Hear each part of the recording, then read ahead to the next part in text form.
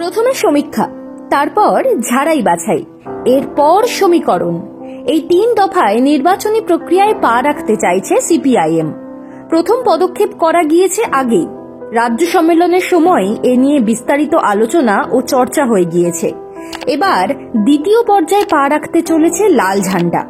এই দ্বিতীয় ভাগেই রয়েছে সাফল্যের চাবিকাঠি। সোজা কথায় বললে, আসন ঠিকঠাক বেছে নিতে পারলে, উপযুক্ত পরিকল্পনা থাকলে সর্বগ্রাসী প্রচারে মিলতে পারে কাঙ্ক্ষিত ফল।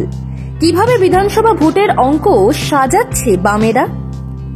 আলিমুদ্দিন সূত্রের খবর, আসনের এই তালিকা তৈরির জন্য জেলা কমিটিগুলির কাছে তথ্য ও মত চাওয়া হয়েছে।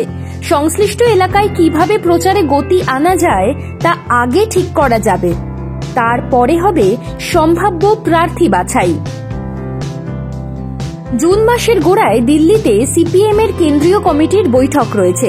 জুনের শেষ দিকে রয়েছে রাজ্য কমিটির 2 দিনের বৈঠক। ভোট প্রস্তুতির প্রশ্নে সেখানে আরও আলোচনা হবে। সিপিএম সূত্রের খবর, রাজ্য জুড়ে 55 থেকে 60টি আসন বেছে নেওয়া হতে পারে, যাতে বেশি নজর দেওয়া যায়। এই তালিকায় মালদহ, মুর্শিদাবাদ, নদিয়া, হুগলি, 2 চব্বিশ পরগনা, বীরভূম, বাঁকুড়া, পশ্চিম বর্ধমানের মতো জেলা থেকে আসন থাকতে পারে। পরবর্তী স্তরে আরও অন্তত 2 রকম আসনের তালিকা হবে। সামগ্রিক বিষয় ছাড়াও কোথায় কোন প্রশ্নে প্রচারে জোর দিতে হবে সেই ব্যাপারে সংশ্লিষ্ট জেলা নেতৃত্বের কাছ থেকে রিপোর্ট নেওয়া হবে। তারপরে মুখ বেছে নেওয়ার প্রক্রিয়া। এই কাজও যত্ন সহকারে করার কথাই ভাবছে আলিমুদ্দিন। এমন প্রার্থী নির্দিষ্ট আসনগুলোতে দেওয়া হবে যাদের গ্রহণযোগ্যতা হবে প্রশ্নাতীত, মীনাক্ষী মুখার্জির মতো। মেরুকরণের আবহে পরপর 2 বার লোকসভা এবং গত 2021 সালের বিধানসভা নির্বাচনে বামেদের ফলাফল দেখলে আশাপ্রদ ছবি নেই। 2021 সাল থেকে এ রাজ্যে আবার শূন্য বামেরা, ওই দুর্ভাবনাও থাকছে, যে কারণে শূন্যতা কাটাতে মরিয়া সিপিআইএম। আর তা সম্ভব হতে নির্দিষ্ট পরিকল্পনা অবলম্বন করল। তাই এতটা সাবধানী পদক্ষেপ আলিমুদ্দিনের তরফে।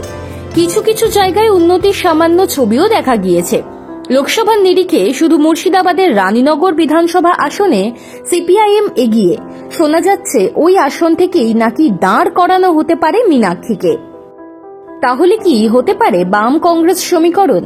এই অঙ্কটাও স্পষ্ট। লোকসভা নির্বাচনের নিরিখে কংগ্রেস এগিয়ে আছে মালদহ ও মুর্শিদাবাদ জেলার 11টি আসনে।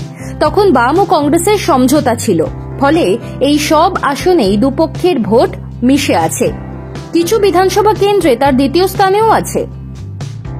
সিপিআইএম এর অন্দরমহলের মতে, বাম ও কংগ্রেস সমঝোতা করে লড়লে উত্তর দিনাজপুর, মালদহ, মুর্শিদাবাদ ও নদিয়া এই অঞ্চল থেকে বিধানসভায় কিছু আসন বার করা যেতে পারে। সিপিআইএম এর সাধারণ সম্পাদক এম.এ. বেবি বুঝিয়ে দিয়েছেন, জাতীয় স্তরে অবশ্যই বিজেপিকে ঠেকানো প্রথম লক্ষ্য। কেরলে কংগ্রেস বাম মুখোমুখি লড়াই হলেও অন্য রাজ্যে সমঝোতা হতেই পারে। অর্থাৎ বাংলায় বিধানসভা ভোটে কংগ্রেসের সঙ্গে জোটের পথেই হাঁটবে সিপিআইএম। তবে 2 দলই এবার অনেক বেশি মরিয়া। বাংলায় তৃণমূল বিজেপি যার সমীকরণ, তাতে বাম কংগ্রেস মৈত্রী যদি জোরালো হয়, ফলাফল কিন্তু অন্যরকম হতেই পারে। সেই সম্ভাবনার দিকে তাকিয়েই ভোটের অঙ্ক কষতে শুরু করেছে লাল ঝান্ডা।